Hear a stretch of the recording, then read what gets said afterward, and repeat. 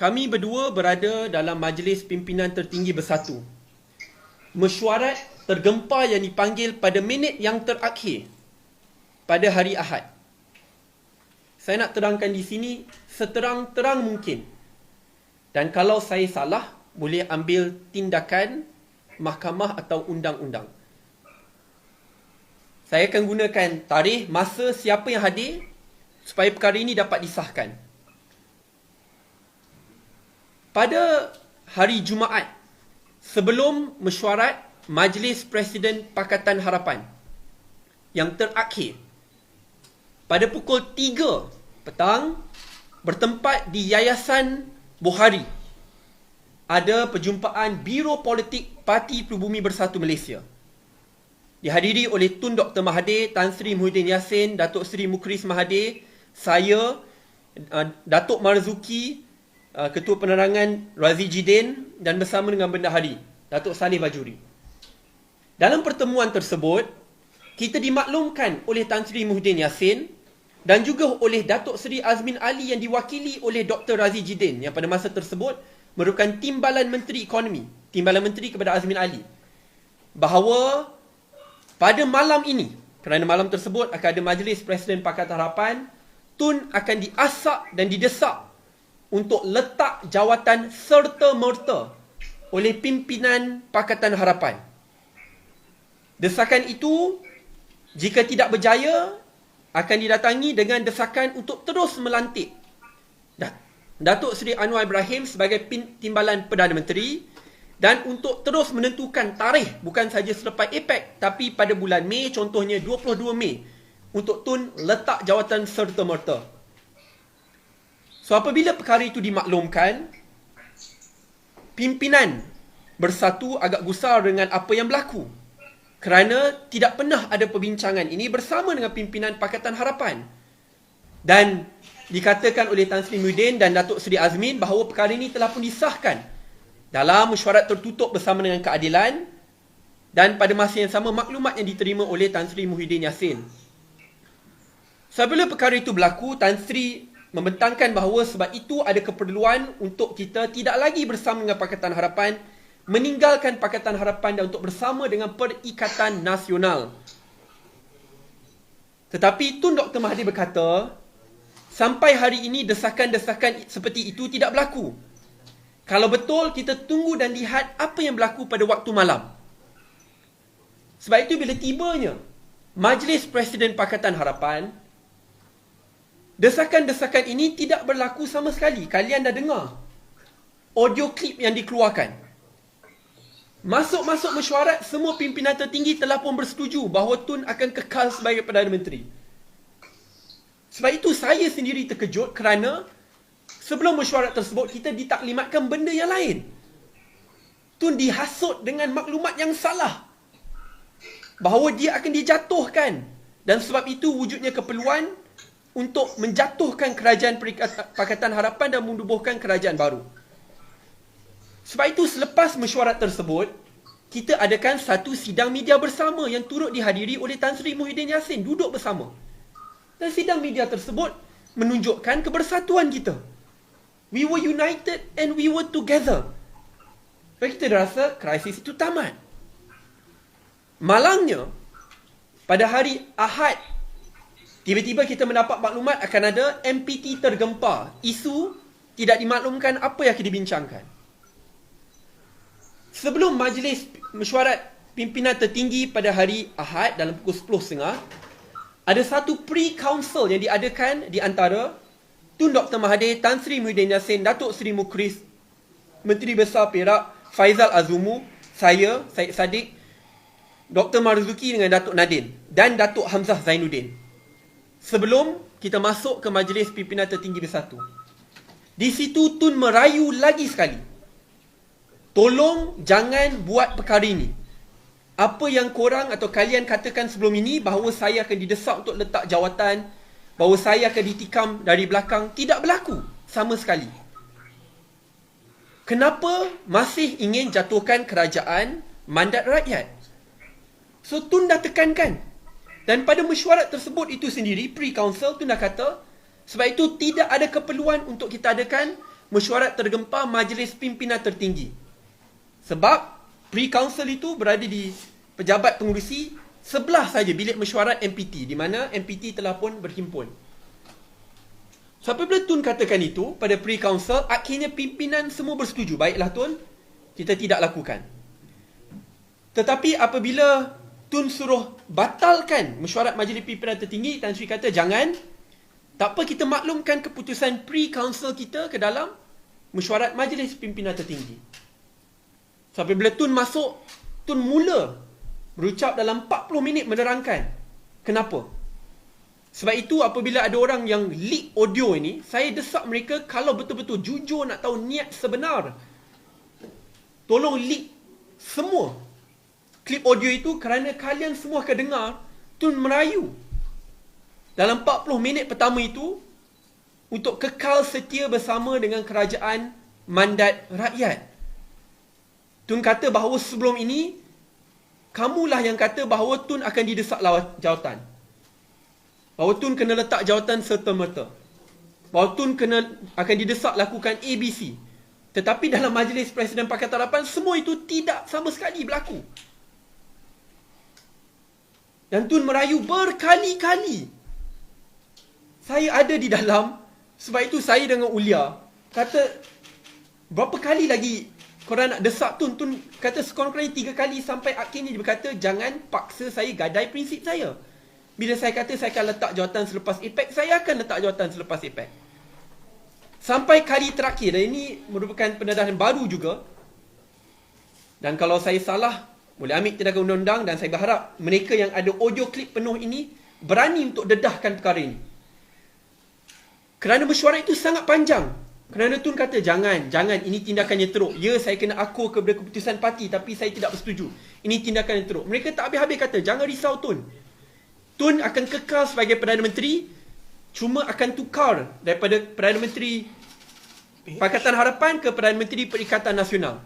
Semua jenis hujah undang-undang digunakan. Kata tak perlu, akan ada 133 SD akan diberikan terus. Dan bila 133 SD diberikan kepada Agong, Tun kekal sebagai PM, cuma tukar kerajaan. Tapi Tun kata dia tak nak jadi Perdana Menteri Perikatan Nasional, dia akan letak jawatan.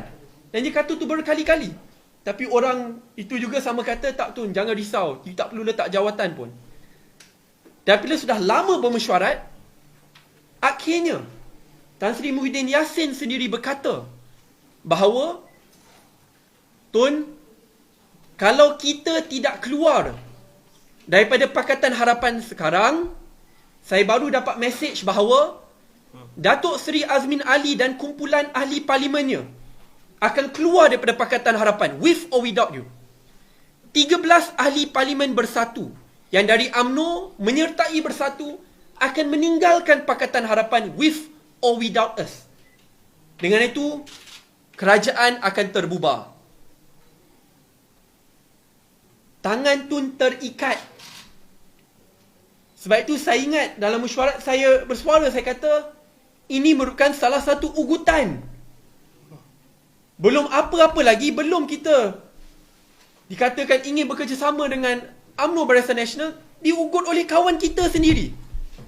Kalau kita tidak mengambil pendirian untuk keluar daripada Pakatan Harapan, dalam Majlis Pimpinan Tertinggi Bersatu, 13 ahli parlimen bersatu daripada UMNO yang meninggalkan UMNO menyertai bersatu akan keluar daripada Pakatan Harapan, dan geng Azmin Alin akan keluar daripada Pakatan Harapan dan kerajaan terbubar.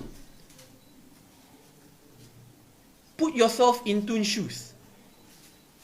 Sebab itu, pada mesyuarat itu sendiri, kita dimaklumkan bahawa Tok Guru Hadi, Zahid Hamidi, beberapa pimpinan tertinggi lain sedang menunggu untuk Tun. Dan mereka ingin berjumpa dengan Tun. Dan Tun kata, bila? Tun pun tidak tahu. Dan mereka ingin memastikan bahawa Tun bersama pergi ke istana untuk memberikan sokongan Kerajaan Perikatan Nasional yang baru. Tetapi apabila mereka pergi ke rumah Tun, berjumpa Tun, Tun sendiri kata bahawa dia tidak akan pergi ke istana. Dan dia tidak bersetuju dengan apa yang dicadangkan. Sebab itu akhirnya, apabila rombongan ke istana itu berlaku, Tun tidak sama sekali pergi ke istana. Dan apabila ada perjumpaan tergempar di Hotel Sheraton, Tun tidak tahu. Saya katakan ini kerana setiap ahli Parlimen Bersatu pada malam tersebut mendapat panggilan untuk hadir ke Hotel Sheraton, dan kita dimaklumkan Tun tahu dan ini adalah arahan. Saya dapat panggilan tersebut. Saya tidak ingin tertipu lagi kerana pada pagi tersebut semua orang maklumkan Tun wants us to do this. Hamzah Zainuddin dengan Zaid Ma'arif akan beritahu orang, Tun nak ini, Tun nak ini. Tapi bila saya semak dengan Tun, kata tidak. Sebab itu sebelum perjumpaan di Hotel Sheraton, berjam 7.45 selepas solat maghrib, boleh semak dengan guide di rumah Tun, saya pergi ke rumah Tun. Bersama dengan saya selepas itu adalah Ketua Seri Kandi Rina Harun. Kerana kita nak dapat penjelasan terus daripada Tun sendiri. Kami berdua jumpa Tun, dan apabila kita jumpa Tun, kita tanya, Tun, adakah Tun tahu bahawa kita ada perjumpaan tergempar di Hotel Sheraton? Dan Tun terus tanya, apa yang akan berlaku kat Hotel Sheraton? Dan bila kita terangkan, Tun marah. Dan dia katakan lagi sekali, tak tahu berapa kali saya nak kata, jangan buat benda ni. Sekarang kita sedang tempuhi COVID. Ekonomi tidak stabil. Saya dah kata saya akan letakkan jawatan selepas APEC. Kenapa mereka tetap nak lakukan ini? Dan saya tanya kepada Tun, Tun, kerana Tun tidak tahu tetapi nama Tun telah pun digunakan, apa yang perlu saya dengan Rina Harun lakukan? Kerana semua ahli Parlimen Bersatu telah pun dipanggil untuk pergi ke Hotel Sheraton. Pimpinan tertinggi UMNO dan PAS ada di sana juga. Dan kami dimaklumkan, bagi diri saya, Sadiq, you go dan berhujahlah cara kamu berhujah semasa mesyuarat majlis pimpinan tertinggi pada waktu pagi. Dan bila saya pergi, mesyuarat itu telah pun dibatalkan, cuba ingin memaklumkan bahawa kerajaan PH akan ditumbangkan, tunggu masa. Dan untuk mencetuskan krisis politik, perjumpaan di Hotel Sheraton itu ada. Saya maklumkan kepada ahli Parlimen Bersatu yang hadir bahawa Tun tidak bersetuju. Tun tidak dimaklumkan berkenaan perjumpaan ini. Mereka mungkin tidak senang apa saya katakan. Tapi sama seperti saya berhujah pada waktu pagi di majlis pimpinan tertinggi, perkara ini harus dipertahankan, kebenaran itu harus dipertahankan. Sebab itu saya pelik bila diorang kata, jangan kita main politik semasa musim COVID. Itu adalah hujah yang Tun pakai untuk kata, jangan lakukan perkara ini. Biarkan dia letak jawatan selepas APEC. Biarkan dia ikut ketetapan Majlis Presiden Pakatan Harapan. Sebab itu apabila ada pihak-pihak yang menyalahgunakan nama Tun, saya cabar mereka lawan fakta saya pada hari mana, pukul berapa. Sebab apabila Zaid Ma'arif, setiausaha politik Tun kata, semalam Tun lakukan ini, kalau betul, kenapa Tun keluarkan surat pemecatan Zaid Ma'arif 1 hari selepas majlis pimpinan tertinggi di mana dia menikam Tun dari belakang? Kenapa Tun nak keluarkan surat pemecatan kalau betul Zaid Ma'arif ini mengikut saja kata Tun?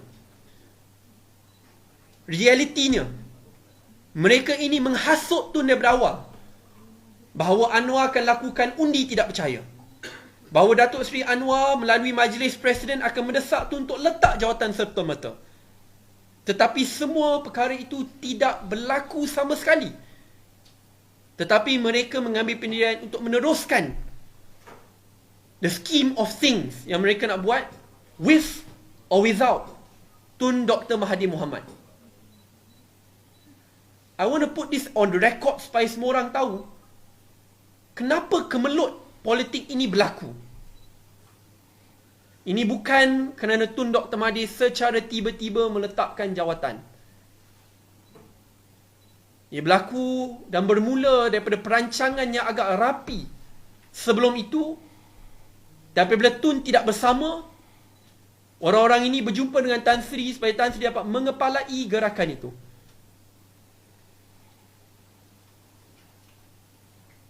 Ya, memang betul kerajaan Pakatan Harapan tidak sempurna dan ada masalahnya.